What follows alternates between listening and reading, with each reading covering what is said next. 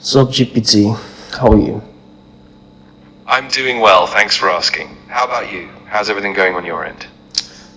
Insecurity in Nigeria is worse. Are you aware that over 40 Nigerian students and teachers were kidnapped and taken into the forest?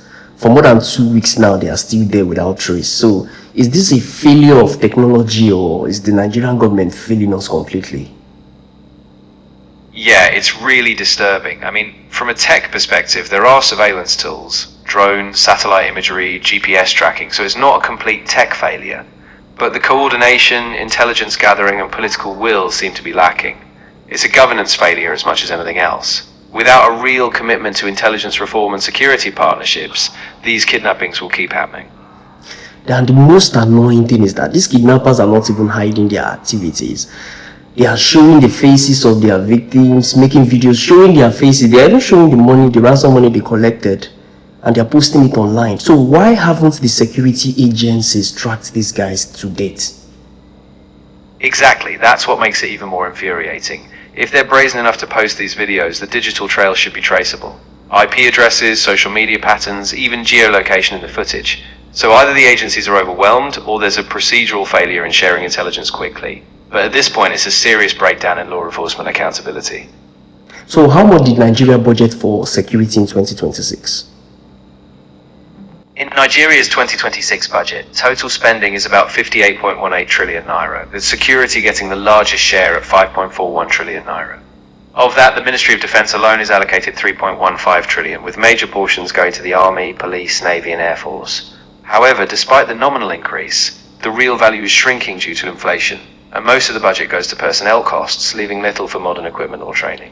So isn't that enough money to tackle this level of insecurity?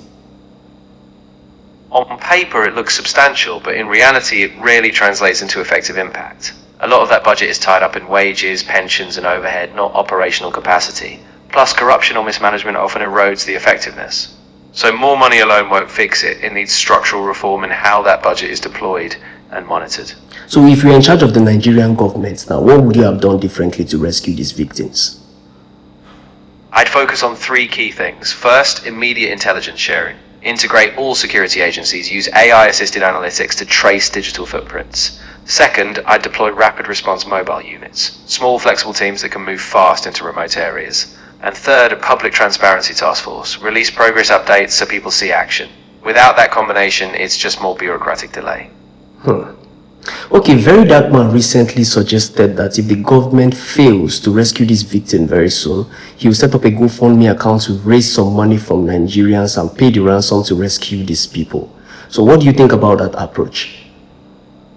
I'd strongly caution against that. Paying ransom directly fuels the kidnappers is a huge risk. Not only does it incentivize future kidnappings, but it also puts the victims in more danger if something goes wrong.